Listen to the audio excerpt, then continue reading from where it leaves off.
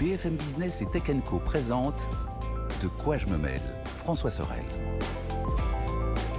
Et un grand bonjour à toutes et à tous. Bon week-end, merci d'être là. De quoi je me mêle, nouvelle saison. Alors nous étions la semaine dernière avec vous d'ores et déjà depuis l'IFA, mais ça y est, nous sommes de retour ici dans nos studios. De quoi je me mêle, vous le savez.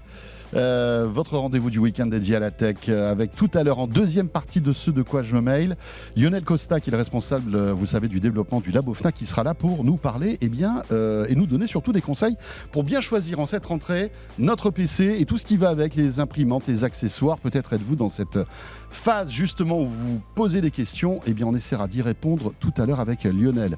Je vous rappelle le hashtag DQJMM sur Twitter. Merci de nous suivre comme chaque semaine. Bien sûr, on est ravis d'être avec vous. Bienvenue à vous toutes et à vous tous.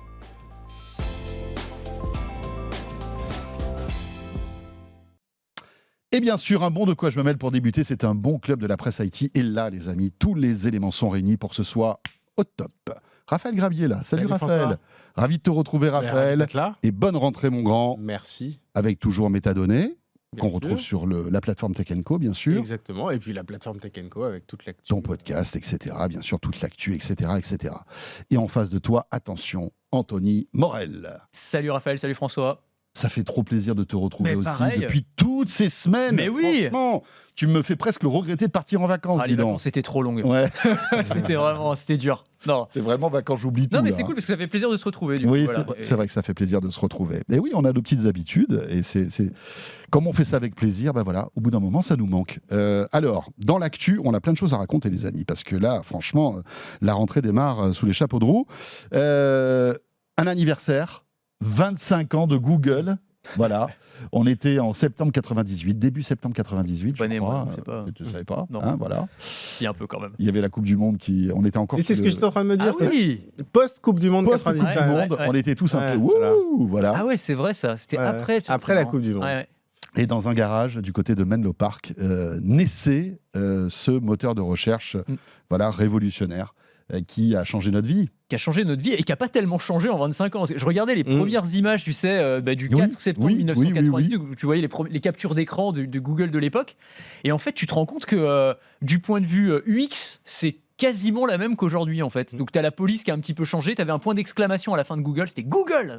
C'était pas Google. Bah, c'était la mode du Yahoo aussi. Ouais, Ouais, c'est ça. c'était ça, il y avait des points Il y d'exclamation avait, partout. il y avait du point et d'exclamation des partout. OO partout. Et des aussi. O partout. Oui, Vous, parce vous vous souvenez de Wanadu quand même. Wanadu, Oui. ouais, c'est vrai qu'il y avait beaucoup de O, t'as Ah, mais raison. c'était à l'époque, il y avait plein de OO partout. Ah oui, non, mais c'était la grande mode. Ouais. Alors Google devait pas s'appeler Google d'ailleurs, il devait s'appeler Backrub à l'origine. Tiens. C'est le petit coup dans le dos, on t'aide, voilà. Et en fait Google c'est un terme mathématique, donc c'est un 1 avec 100 zéros derrière, enfin c'est un Google normalement. Et apparemment, la légende veut qu'ils aient fait une erreur, une faute d'orthographe lors de l'enregistrement du nom, et donc du coup c'est devenu Google. Voilà. Ouais. L'histoire du nom Google. Mais c'est vrai que quand tu regardes donc l'UX, je disais, tu as la barre de recherche, tu avais les deux petits boutons en dessous, et finalement ça n'a pas tant changé que ça. Ce qui veut bien dire que c'était déjà très bien conçu à l'époque, et qu'ils ont fait en sorte aussi de changer, de ne toucher à leur cœur et à leur cœur de métier qu'avec une infinie parcimonie, parce que c'est leur vache à lait et que ça fonctionne très très bien depuis 25 ans. Voilà, bon, après, évidemment, petit à petit, Google a pris des parts de marché. Aujourd'hui, c'est 95% de parts de marché. 93, je crois. 93, enfin voilà. Les autres ont des miettes. Ouais. 3% pour Bing. Malgré ChatGPT. Malgré ChatGPT. Et c'est ce que j'allais dire quelque part. Finalement, tu disais ils ouvraient le capot rarement. Et puis finalement, 25 ans après, c'est peut-être la première fois qu'ils ouvrent vraiment le capot avec l'intégration de Bard, et c'est-à-dire ouvrir le capot, c'est-à-dire vraiment changer la façon dont s'affichent les résultats, ce qui est vraiment inédit. Ouais, c'est une révolution. Alors, c'est pas encore en place, c'est pas encore déployé à grande échelle, mais c'est-à-dire passer de, on va dire, cette indexation de site web à une information qui arrive brute, et peut-être que justement, un quart de siècle plus tard, on va avoir la première vraie évolution de la nature du moteur de recherche, évidemment. Alors, quand on parle de Google, on parle du moteur de recherche. Mais je crois que si on faisait l'inventaire de tout ce qu'ils ont fait depuis, en fait, c'est ça qui est intéressant, c'est que autant leur moteur de recherche, leur cœur de métier et surtout leur cœur de business, c'est toujours la recherche. C'est toujours la recherche. C'est de la pub. Et puis sur la pub, je trouve qu'ils sont presque finalement moins embêtés que les grandes plateformes, que Facebook, puisque les deux géants de la pub, c'est Facebook et c'est Google. Mais comme Facebook a fait beaucoup débat sur les données personnelles, etc., Google, alors il y a ce débat-là, mais il y a moins cette notion de publicité ciblée qui m'espionne selon mes habitudes. Finalement, je trouve que Facebook en pâtit plus, même si Google, c'est... C'est plus le côté monopolistique chez Google qui pose problème. Exactement. Donc, ils ont une image un petit peu différente, mais par contre... ils ont quand même fait... Pour moi, il y a 2 grands coups de maître de Google depuis... Enfin, il n'y en a pas que 2, mais pour le grand public, en tout cas. Bon, c'est le rachat de YouTube. Ça, je pense que ils sont arrivés très tôt. Mais vraiment. ils ont plein de rachats qui alors qu'on leur disait à l'époque, hein. c'est trop cher. C'est ça. 1,6 milliard, je crois, c'était oui, ça. Et puis, je connais plus l'année, mais c'était vraiment au début. début. 2006 ou un truc comme ça. Non, mais c'est ça, c'est très, très, très tôt. C'est ça qui est impressionnant. Ils n'ont pas attendu, ils ont foncé sur YouTube. Et là-dessus, je trouve que c'est un premier coup de maître. Et pour moi, deuxième coup de maître, c'est Chrome. C'est comment ils ont transformé l'essai, ce qui n'est pas évident, du moteur de recherche en navigateur. C'est-à-dire dézoomer et prendre le contrôle, entre guillemets, sur l'échelon plus gros. Et aujourd'hui, Chrome, c'est... face quand même, face à Microsoft, qui à l'époque quand même... Et Firefox aussi. Et Firefox, mais à l'époque, Internet Explorer, quand Google a lancé Chrome, c'était quand même quelque chose. Et ils ont explosé Microsoft là-dessus. Et le troisième coup de maître, si je peux me permettre, c'est Android aussi. Hein. Android, et Android, oui, non, mais t'as raison. J'oublie Android alors que c'est probablement le principal. Ils sont partis quand même là aussi. Mais c'est tellement une évidence qu'en fait, pour moi, je le comptais même plus. Mais ouais, en fait, je me souviens quand on faisait les papiers à l'époque, quand ils se sont lancés dans... On comprenait même pas tellement en fait ce qu'ils faisaient. Mais quoi, attends, mais c'est quoi? Alors, ils se lancent dans le mobile, ils veulent créer quoi? Un système d'exploitation pour mobile. Comment ça va fonctionner? Qu'est-ce que ça va avoir à faire avec ce qu'ils font aujourd'hui? Et en fait, pour eux, c'était hyper logique. Et aujourd'hui, ça paraît une évidence. Ils ont 75 ou 85% de part de marché. En tout cas, c'est absolument massif. Et là, pour le coup, c'est une réussite extraordinaire puisqu'ils ont réussi à s'intégrer dans tous les smartphones. Bien sûr. Mais là où ils sont forts, c'est qu'ils ont réussi à casser le duel des années 90 qui était Apple-Microsoft dans 2 domaines, sur le mobile et sur le navigateur. Maintenant, c'est Apple versus Google. Alors, la prochaine étape, on ne sait pas ce que c'est. Bon, il y a le métavers, il y a d'autres choses, mais quand je dis le métavers, non, la prochaine étape, c'est plus, à mon avis, la réalité augmentée. Ouais. Et à mon avis, la question maintenant, c'est qui va se positionner en face d'Apple avec le casque Vision Pro, qui va se positionner comme OS de cet ordinateur spatial. Il y en aura forcément un en face. Google est plutôt bien parti, Facebook aimerait y être, tout le monde aimerait y être. Ouais. Mais voilà. Ce qui est marrant aussi dans l'histoire de Google, et c'est pour ça que c'est une boîte si remarquable, c'est que c'est une machine à innovation absolument dingue. On se souvient de ce qui a marché, on en a parlé de Chrome, d'Android, etc. Mais c'est aussi des centaines de projets qui se sont vautrés. Il y a un site que je vous conseille, que vous devez connaître pour beaucoup, c'est Killed by Google. Tu sais, c'est le cimetière de la tech de Google. Il y a des centaines de projets, dont certains, la plupart d'ailleurs on les connaît parce qu'on les a suivis un peu au quotidien. Tu vois, les applis de messagerie de Google, c'est quand même un running gag. C'est clair. C'est marrant, tu vois, c'est un truc, ils ont jamais réussi. Oui, Google Plus, et le réseau social Google Plus, mais même Duo.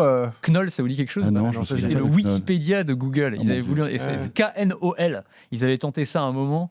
Mais c'est marrant, tu vois, Stadia aussi. Et ça, pour le coup, il y avait la technique. Ils ont tué aussi. Il y a plein de trucs, bien sûr. Et puis maintenant, il y a Google Photos d'ailleurs. Oui, c'est ça.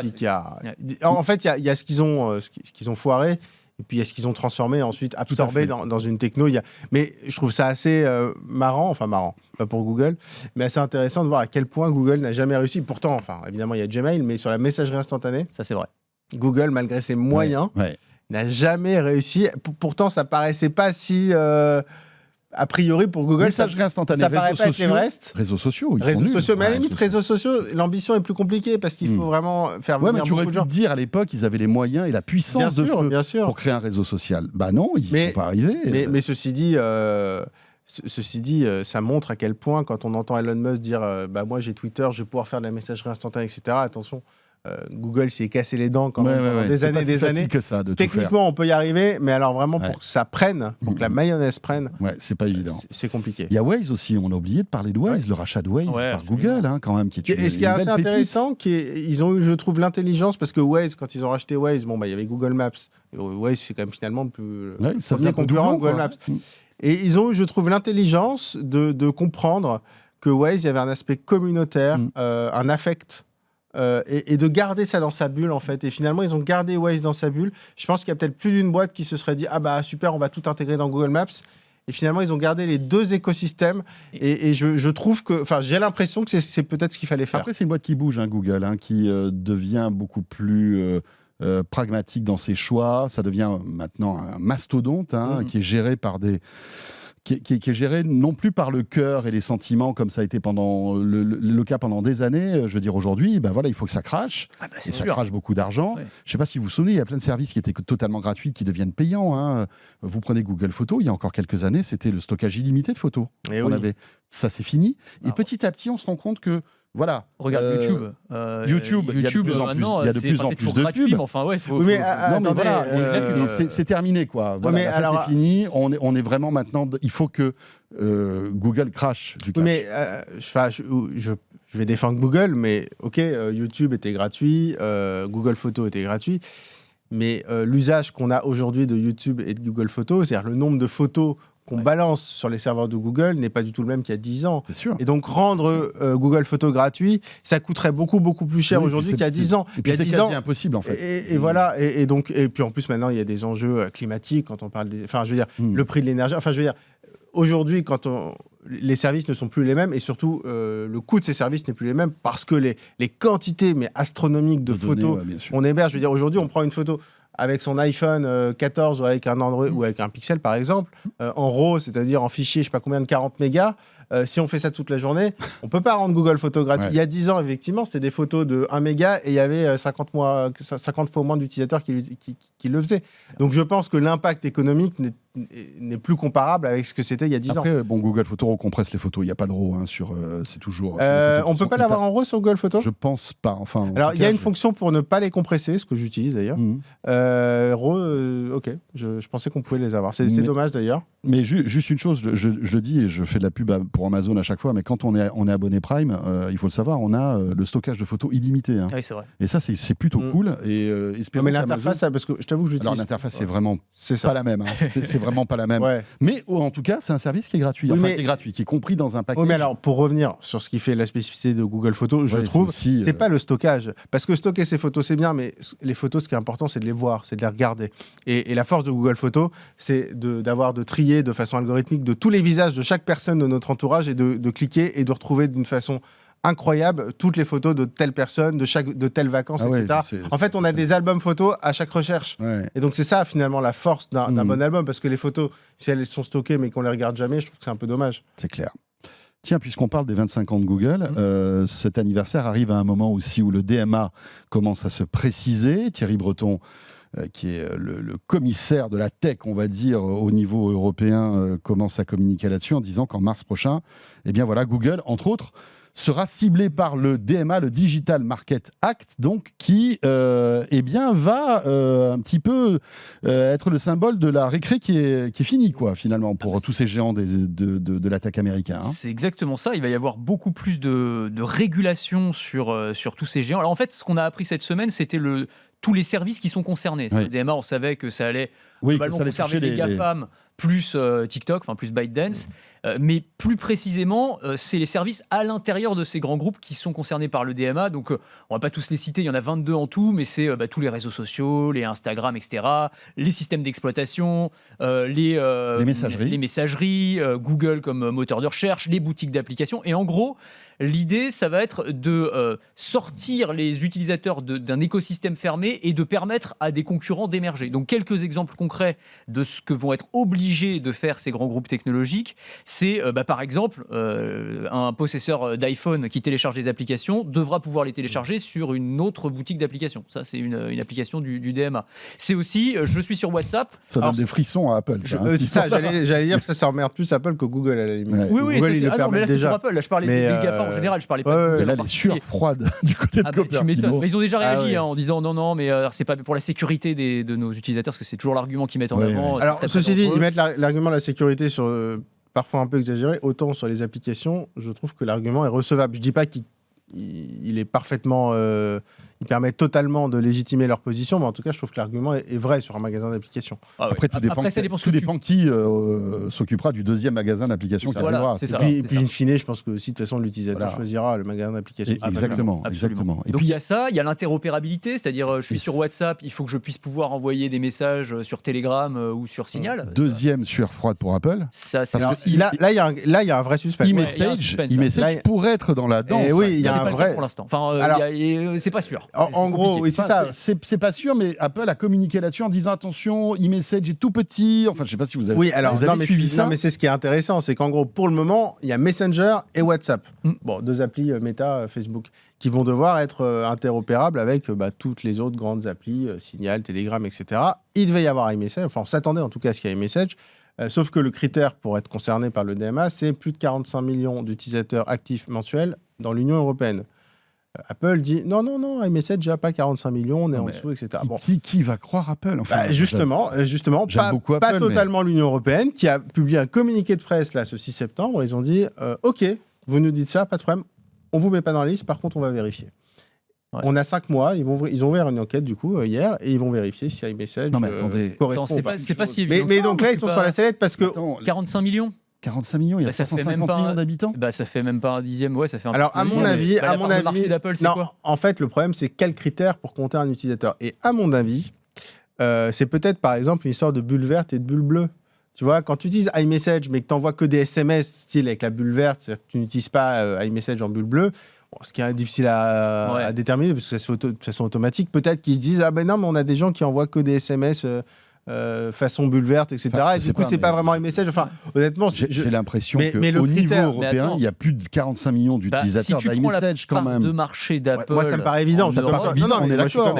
J'ai du mal à comprendre. Ou alors, j'ai pas bien compris. Mais je suis pas si sûr que vous. Si tu parles, il y a 450 millions. Non, mais il y a 450 millions de personnes. Ça fait un dixième à peu près. Il faut qu'il y ait un dixième des habitants utilisent iMessage. Si tu prends une part de marché, j'ai plus la part de marché d'Apple. Combien de pourcentage d'Européens ont un iPhone ? Non, mais la question. 20%, je pense. Ouais, peut-être 20%. À 20%, ouais. Bah, t'es déjà à 80 millions. Oui, mais tous les habitants, si tu comptes pas si t'enlèves les enfants, déjà, t'as plein de gens qui n'ont pas de. Oui, non, mais je suis d'accord. Mais à mon avis. À mon avis, ça doit pas se jouer. En fait, ce qui sera intéressant, c'est que ça se trouve, ça se joue à quelques millions. Voilà, c'est ça. Je pense que c'est juste. Franchement, là. Oui, je pense que c'est juste. Ça me paraît vraiment étrange. Mais par contre, là, pour Apple, pour le coup, la conséquence, ils sont remettre dans le DMA, là, ça veut dire iMessage compatible avec du WhatsApp, par exemple. Et pour envoyer, alors dans un premier temps, c'est pour envoyer des SMS, enfin du message, de la vidéo et tout, et puis après passer des appels, etc. Enfin, un peu toutes les fonctions. En fait, ça serait une messagerie. L'idée de l'Europe, c'est d'avoir une messagerie unifiée, standardisée. Alors, en fait, c'est pouvoir faire la base. Via une seule interface, pouvoir s'adresser à plusieurs plateformes. C'est pas d'avoir une messagerie, parce que c'est pas une création ad hoc, mais c'est plus de se dire que si je suis sur WhatsApp, je peux envoyer un message à quelqu'un sur iMessage. Et si je suis sur iMessage, je peux envoyer un message à quelqu'un sur Messenger. Alors, c'est les fonctions de base, c'est envoyer un message, une photo, etc. Mais pas utiliser les emojis. En termes d'UX, comment ça se passe ? Parce que ça pourrait être, tu sais, le petit truc envoyé vers, et puis, tu vois, t'es pas... Non, mais c'est ça. La question, c'est... La subtilité, elle est là, je pense. Et je pense pas que ce soit un truc où tu discutes et ce soit complètement sans couture, et donc toi, t'es sur WhatsApp et l'autre, c'est sur iMessage, et tu vois même pas la différence. En fait, tu tapes un message, par exemple, sur iMessage, et avant d'appuyer, tu as la possibilité d'envoyer ce message via l'interface d'iMessage sur WhatsApp, sur Messenger, un truc comme ça. Non, mais à mon avis, le texte, il est assez basique, assez simple. Et alors, à mon avis, comment Apple, si Apple est concerné, va faire pour se glisser dans toutes les interstices des possibilités de contournement de chaque petite chose, parce qu'effectivement, on peut se dire, dans ce cas, on a une icône du style partagé, envoyé vers, ce qui serait un peu trop facile. Oui, mais à mon avis, ça passera pas. Peut-être. J'ai pas l'impression que, en tout cas, c'est pas l'ambition de l'Union européenne. Et surtout que là, le signal qu'ils envoient, en tout cas l'Union européenne, c'est on va avoir la main lourde, quoi. Si vous respectez pas les règles, ça va taper. Oui, parce que c'est 20% du chiffre d'affaires. Le DSA, c'est 6%. Donc là, ils disent, on rigole pas du tout avec la concurrence. Là, c'est 10%. Et 20% si récidive. Oui, pardon. Et plus menace de démantèlement éventuel et d'interdiction sur le territoire européen. D'Apple. Oui, 10%, ça pique. 10% du chiffre d'affaires d'Apple mondial, ça. On va relancer la croissance. C'est bien parce que c'est pas leur marge. C'est troisième sueur froide. Ce qui est bien, c'est que c'est moins que leur marge. Contrairement à beaucoup de groupes. Oui, c'est vrai. Mais quand même, ça va quand même leur faire mal. Ça va faire du bien à l'économie européenne. Écoutez, voilà. Ouais, et on récupère l'argent comme on peut. Non, mais avant d'arriver là, à mon avis, on a le temps de revenir. Non, mais ce qui est intéressant, c'est que souvent, ces initiatives courageuses, rappelons-le, c'est un peu comme le RGPD, après inspirent d'autres pays, d'autres États. Regardons ce qui s'est passé aux États-Unis avec le RGPD. Et voilà, on est les premiers à défricher un terrain. Ah, on est très fort. Ça, ouais. Et c'est pas mal. Ah, ça, bah, l'Europe, c'est notre on est- spécialité. en termes d'innovation réglementaire, on est très très fort. Ça, Mais y a c'est pas de vrai souci. qu'aux États-Unis, Alors, on il y a est plus des fort. groupes. On est plus fort en régulation qu'en création de. Voilà. Moi, j'aimerais mieux qu'on crée des Ouais, GAFA, tu moi vois. aussi. Mais bon, après, Je voilà, préférais qu'on soit régulé, en Ouais. fait, qu'il y ait un pays qui nous régule C'est parce ça, qu'on invente ouais. des Parce trucs qu'on invente des géniaux. trucs géniaux, que ouais, l'inverse, c'est ça. mais qu'est-ce que tu veux. mais bon. Mais cela dit, sur le changement de philosophie, j'allais dire, c'est assez intéressant parce que jusqu'ici, en gros, on se tapait des procédures qui duraient des années. Tu sais, on les a tous suivies, les procédures pour abus de position Oui, oui, dominante, bien de sûr. Facebook, de Google. Des procès Tu fleuves suivais qui le durent des truc. années et des années. Exactement. Et à la fin, tu avais une amende, quelques centaines de millions, 1 milliard. Là, au moins, tu as des règles claires dès le début. Si tu les respectes pas, tu payes cash. On enchaîne avec Huawei, Mm. géant de l'électronique en Chine, qui donc sort le Mate 60, qui paraît-il fait des photos. C'est incroyable. Bah, chez Huawei, c'est vrai qu'ils sont. Et là, Ils sont très il paraît forts que là-dessus. il y a une version pro, je crois. Ouais. Les photos sont hallucinantes. Enfin, dans les classements des XO, tu sais, qui Ouais. est un peu une espèce de comment dirais-je, de laboratoire Mm. neutre qui teste tous les appareils photo de tous les smartphones. Il paraît que le Mate 60 est incroyable. Ce qui est intéressant, alors on ne va pas se focaliser sur l'appareil photo, mais sur la puce qu'il y a à l'intérieur. Et il faut savoir que cette puce, pour la première fois, serait fabriquée par les Chinois. Ouais. Ah, c'est dingue, cette histoire elle est géniale parce que faut raconter un petit peu le feuilleton du truc. C'est-à-dire que le Mate 60 Pro, c'est le flagship de Huawei, donc Ouais. c'est vraiment leur téléphone star. Quand une grande marque sort un flagship, normalement c'est ils sortent les tambours et les trompettes. Bon, keynote d'Apple la semaine prochaine, on a la pré-date, on a la date, Ouais, ensuite, il y a ouais. les annonces et tout. Et là c'est tout l'inverse de ça, c'est-à-dire que le téléphone il est sorti, personne n'était au courant. Il est arrivé dans les magasins chinois, hop, il est sorti. Et en fait, on n'a pas compris, mais pourquoi est-ce que Huawei est si discret sur ce Ouais. téléphone ? Il y a un truc un peu mystérieux. Donc, ils annoncent les fonctionnalités, on peut appeler par satellite et tout, des trucs sympas. Et donc, les gens commencent à utiliser le téléphone et ils disent, mais quand même, il va vite ce téléphone.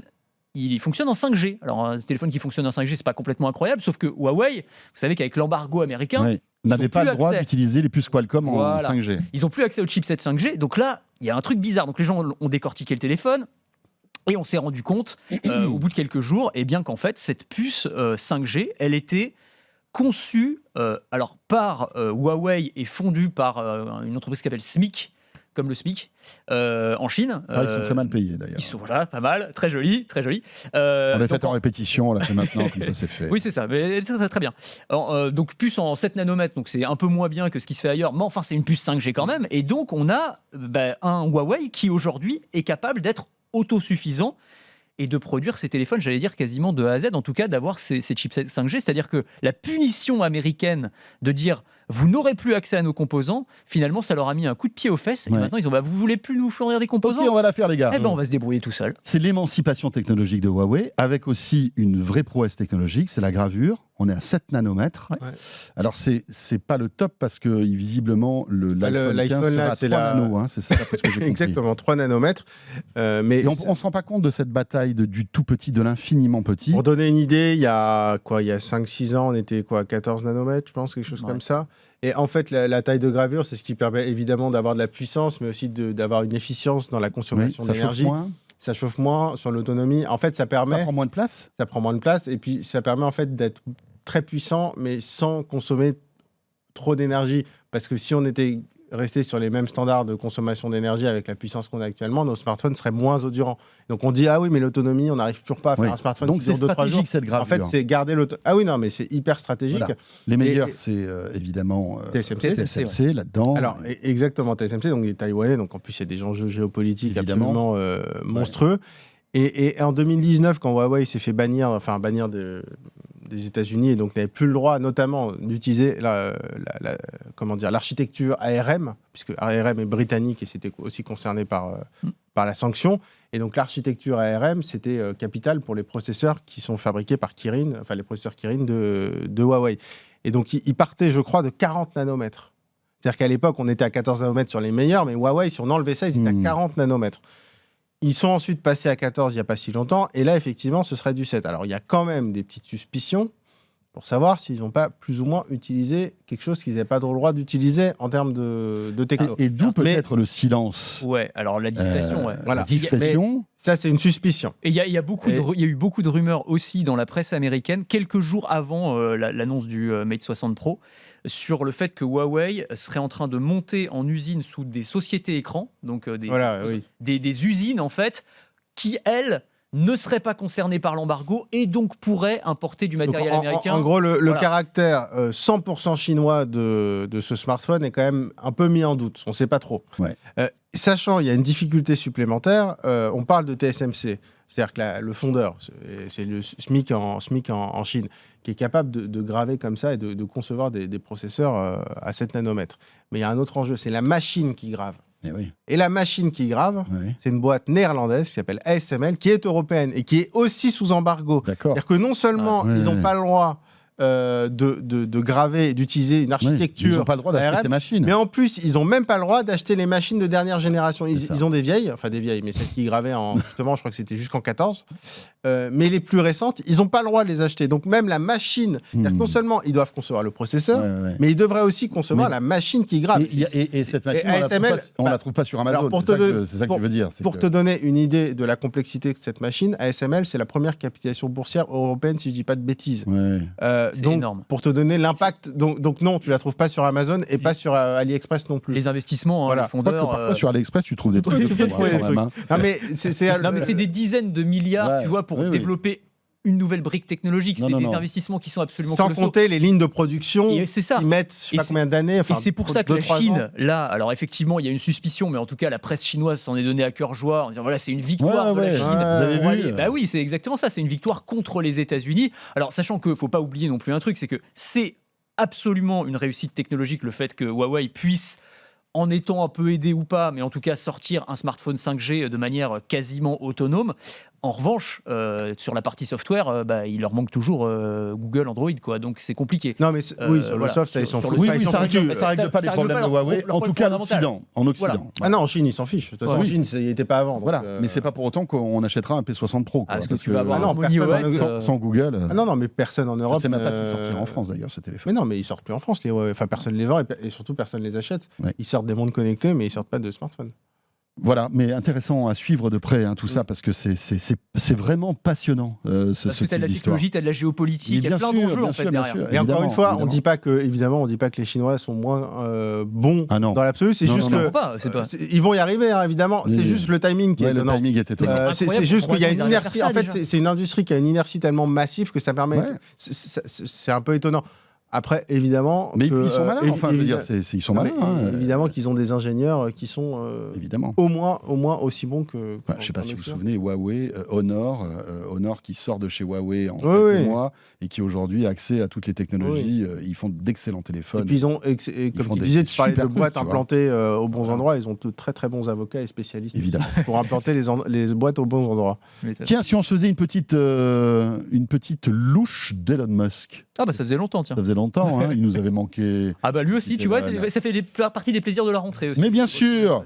Et puis là, paf, dans la torpeur de l'été, alors que nous étions en train de bronzer tranquillement sous le chant des cigales. Enfin, peut-être pas toi, parce que tu Si, étais dans le sud aussi. tu étais dans le sud. Alors, je sais que Raphaël y était aussi. tous dans le sud finalement. Voilà.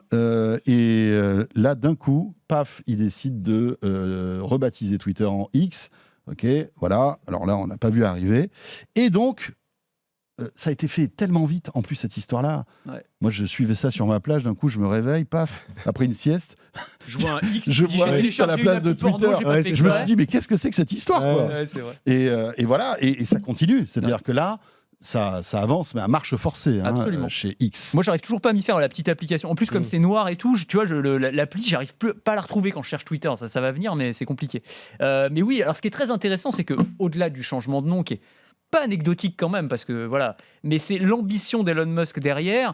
Et il l'avait déjà dit avec X de faire une Everything App, c'est-à-dire une application tout en un qui ne serait plus seulement un réseau social comme l'est aujourd'hui Twitter, mais qui serait aussi une application qui permettrait de discuter à voix haute, une messagerie comme WhatsApp ou comme Messenger. Et donc, il a redit ces ambitions-là il y a quelques jours en expliquant qu'il allait lancer cette fonctionnalité-là. On pourrait passer des appels, en fait, par Twitter. Donc ça va arriver probablement dans les jours, semaines qui viennent.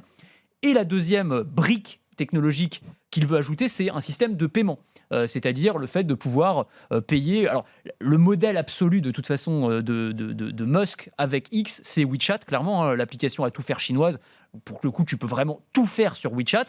Et il dit voilà, en Occident, on n'a pas l'équivalent de WeChat. Eh bien, nous, avec X, c'est ce qu'on va essayer de faire. C'est une belle ambition. Je trouve que c'est intéressant parce que ça lui permettrait de réussir un pari financier et industriel. Il a acheté Twitter pour 44 milliards. On sait très bien que ça ne vaut pas 44 milliards si c'est juste un réseau social et que ça crachera jamais suffisamment de cash. Il faut qu'il se diversifie. Il faut faire autre chose. Mais s'il arrive à en faire un WeChat, alors là, Ouais, là ça va on parle cracher. plus du tout de la même chose. On parle plus du tout de la même chose. Mais bon, on parlait de réglementation, le DMA, toutes les pratiques monopolistiques qui sont dans les viseurs, que ce soit en Europe ou du régulateur américain. C'est peut-être pas le bon moment pour essayer de lancer une application qui va faire absolument tout et qui va être concurrentielle sur tous les domaines. Ouais, Ça, on mais va comme voir. rien n'arrête Elon Musk, Ça, c'est vrai. on le voit, c'est un rouleau compresseur.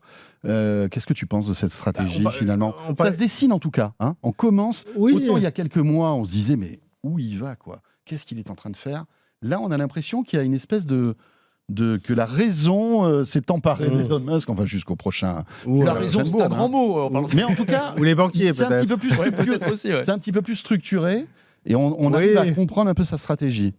Je sais pas, moi je suis toujours pas convaincu. On parlait de Google tout à l'heure, on disait que Google n'avait jamais réussi. Si Google avait réussi à faire du paiement et une appli à tout faire avec un réseau social et une messagerie, ils avaient autrement plus les moyens. Dans une époque où les règles antitrust étaient quand même plus cool, c'est-à-dire il y a 15 ans, et on n'était pas dans justement la perspective de régulation antitrust toujours plus importante. Donc il est quand même avec un vent de face assez fort, et j'ai l'impression qu'il se dit, alors oui, techniquement en fait, je peux développer ces fonctions. D'ailleurs, ce qui est intéressant, et là pour le coup ce serait un coup de force, c'est d'arriver à développer autant de nouvelles fonctions qui marcheraient bien en ayant viré 90% des gens. C'est plutôt pas mal en organisation si par ailleurs Twitter tient la route et qu'il n'y a pas de panne, etc. Mais le problème, c'est qu'il y a une différence entre créer, c'est-à-dire ajouter une brique messagerie à un système qui fonctionne et faire en sorte que les gens abandonnent WhatsApp pour utiliser ça. Il y a une différence entre créer une brique paiement à Twitter et faire en sorte que les gens abandonnent PayPal ou Lydia en France ou autre chose pour utiliser ça. Et donc, je crois qu'il est convaincu de pouvoir le faire techniquement. Et moi, je pense qu'il peut le faire techniquement parce qu'il a des gens extrêmement compétents autour de lui. Maintenant, réaliser sa projection, c'est-à-dire Twitter comme WeChat, c'est-à-dire une application du quotidien dans le paiement, dans la messagerie, je n'arrive pas à comprendre ce qu'il va faire pour convaincre les gens d'abandonner Messenger, d'abandonner WhatsApp, d'abandonner PayPal et d'abandonner en France, par exemple, Lydia. C'est ça que j'arrive pas à comprendre. Le faire, oui. Le faire adopter, j'ai du mal à le comprendre. Voilà. Par exemple, sur le paiement, il peut avoir un avantage concurrentiel s'il permet, par exemple, des paiements en crypto. Il est très sur les cryptos. Oui, d'accord, mais Non, mais c'est Ouais, mais ça va, peut-être ça va pas dans les- intéresser quelques pouillères, ça. en fait, tu vois, c'est d'utilisateurs. crypto bro C'est pas sur avec Twitter, ça. mais Mais c'est tout. Non, c'est plus que ça. Attendez, il y a Non. 13% des gens qui ont investi dans les cryptos. C'est énorme. Enfin, c'est une Ouais, grosse Oui, mais maintenant qu'ils ont vu qu'ils ont Je suis pas sûr qu'on perdent soit tout, toujours à 13, oui. Anthony. C'était quand ça? Mais non, qui ont déjà investi dans les cryptos. Oui, qui ont déjà investi une fois. mais Mais bon, non, il y en a mais toujours 13% Qui ont aujourd'hui. acheté 10 euros. Si, je suis sûr. Moi, ça monte. Ah ouais ça monte, c'est clair. Ah oui, D'accord. oui. En termes de nombre d'utilisateurs, ça. Oui, mais augmente. quand ils vont réaliser qu'ils peuvent rien en faire, peut-être qu'ils vont passer à autre chose. Non, arrêtez. Mais c'est pas possible. J'adore. Ah, Allons-y, on va- allons-y. C'est pas possible. allons-y. Va acheter ton Pro pain en crypto. Pro-crypto, Mais je suis les pas amis. anti-crypto, c'est juste que je comprends pas. Il n'y a jamais un expert. Bon, on va pas faire un débat sur les cryptos, mais On en fera une autre fois. Mais ouais. Non, il y a j'ai juste des- jamais compris à quoi ça servait. Et je dis ça en ayant parlé avec beaucoup de gens. Hein. Si, ça sert Alors à moi, rien. je mais suis on va- gentil de la bande. Hein. C'est Je veux pas prendre, je prends pas parti. parce que Mais t'es- c'est vrai que j'ai du mal moi avec les cryptos. Mais non, Eh ben, mais- tu le sais, on Mais en c'est- parle je sais souvent. bien, mais Ah. je sais bien. Non, mais on a une vision aussi enfin, sans vouloir lancer le débat, mais juste sur ce point-là, on est dans un pays qui est complètement bancarisé, donc évidemment, on n'a pas forcément les usages Oui, que peuvent bien sûr. avoir des gens qui sont dans des pays où ils n'ont pas forcément un accès bancaire et où le fait de pouvoir transférer de l'argent d'un téléphone à un autre sans frais en une demi-seconde, c'est un truc qui est extraordinaire. Voilà. Mais moi, je pense que c'est amené à se Il va falloir développer. qu'on s'en fasse un spécial crypto. On fera un spécial. Allez, on se prendra 2 Doliprane avant parce Ouais. que il faut s'accrocher quand même avec les cryptos. Enfin Donc, voilà. En tout cas, je pense qu'il peut le faire techniquement, convaincu, pas du tout sur son ambition d'un WeChat. Très bien. Voilà pour notre ami Elon Musk qui, décidément, nous surprend toujours. Tiens, on parlait tout à l'heure vite fait, quand on a évoqué Huawei, d'Apple. Rappelons-le, dans quelques jours, on découvrira les nouveaux iPhones et bien sûr, ce sera chez nous. Évidemment, vous le savez, sur la plateforme Tech & Co. Raphaël est sur le pont. Je serai on sera ensemble. On sera ensemble, bien sûr, parce que évidemment, le 12, tout va commencer aux alentours des 18h45. Puisqu'à 18h45 sur la chaîne Tech & Co, que vous retrouvez sur les box, mais aussi sur YouTube, sur le web, etc., on vous fera vivre en direct la keynote d'Apple. Voilà, comme d'habitude. On découvrira ensemble les nouveautés au fil de l'eau. Toi, tu poursuivras bien sûr la keynote sur la chaîne Tech & Co. Moi, à 20h, je prends l'antenne sur BFM Business et on fera une soirée spéciale Tech & Co, la quotidienne, avec des experts pour commenter toutes les annonces, etc. Je me permets de rappeler qu'on devrait aussi, en plus, Mélinda Namansoulas, Mélinda évidemment, qui sera sur place. qui sera sur place dans le Steve Jobs Theater. Elle aura une batterie supplémentaire. Qui aura parce son que iPhone en est main chargé, là. et qui nous fera des petits FaceTime pour nous montrer un petit peu ces nouveaux iPhones. Avec Tim Cook, peut-être. Elle l'avait vu une Espérons. fois. Normalement, L'année dernière, il était là. Ouais. Il était là. Il nous a avait fait un petit coucou, moi, je me souviens. Je crois qu'il a demandé à repasser sur Tech & Co. Oui, Ah, oui, oui. voilà. Et nous, Mais pour l'info. l'instant, on lui a pas répondu. On attend. On lui a dit On attend. maybe. Voilà. En plus, on est bilingue. Hein, donc Évidemment. on lui a dit maybe. On verra bien. Mais donc, elle aura évidemment, on aura la prise en main Ouais, des iPhones assez rapidement ça derrière. c'est cool. Donc, ça sera le 12 septembre prochain à partir de 18h45, mardi, évidemment sur la plateforme Tech & Co. Parle-nous maintenant, Anthony, pour terminer, il nous reste 3 minutes, de ce projet incroyable des milliardaires de la Silicon Valley. Moi, j'adore ce type de truc. Ah, moi aussi. J'adore ces histoires. California Forever. Ouais, le nom du projet extraordinaire. Et surtout, c'est l'histoire qui est folle parce que t'avais un mystère qui planait, tu vois, depuis plusieurs années. En fait, on est dans le comté de Solano, on est à 100 km de San Francisco, dans des zones un peu agricoles, tu vois, il n'y a pas grand-chose. Et depuis plusieurs années, t'as des mystérieux acheteurs qui achètent les unes après les autres toutes les parcelles de terrain, qu'ils achètent plus cher en plus que le prix normal. Donc les gens se disent mais qu'est-ce qui se passe ? Pourquoi est-ce qu'ils Alors achètent que bon, à cet ça endroit-là ? n'a aucun sens. Non, c'est ça, il n'y a rien. Enfin, tu as des zones agricoles, c'est un peu bizarre. Et en fait, alors c'est le New York Times qui a révélé ça. Il y a derrière tout ça une entreprise qui s'appelle Flannery Associates, créée par un ancien trader de Goldman Sachs, accompagné, et c'est là que c'est intéressant, par une brochette de milliardaires de la tech qui veulent en fait créer la ville du futur. Alors parmi ces milliardaires, tu as quand même Reid Hoffman, le fondateur de LinkedIn, tu as Mark Andreessen, donc capital risqueur énorme, tu as Lauren Powell Jobs, la veuve de Steve Jobs, et d'autres. Et donc, leur ambition, c'est de créer une sorte de nouvel Éden vert.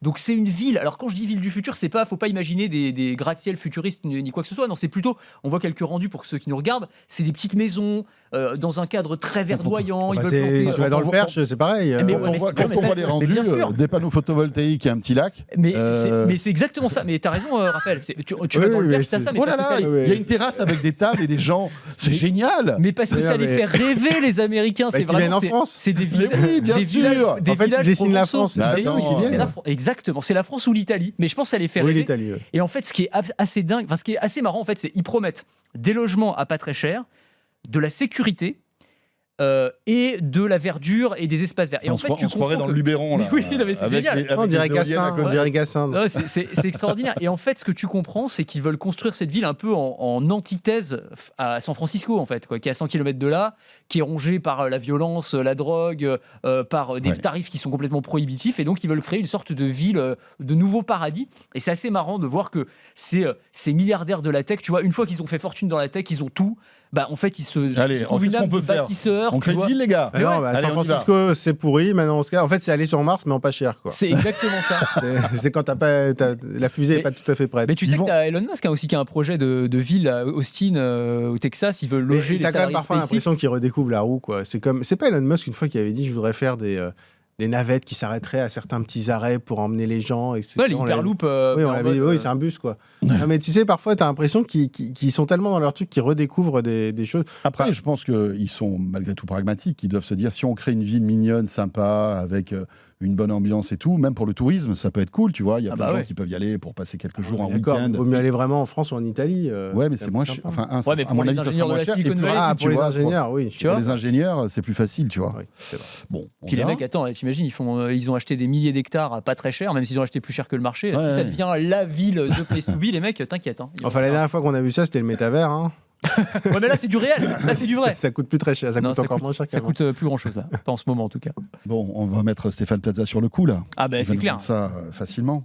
Bon, bah écoutez, merci beaucoup à tous les deux. Merci. Merci Anthony Morel, qu'on retrouve donc tous les matins sur BFM Business, sur RMC Story aussi, et puis entre midi et deux avec Estelle. Absolument.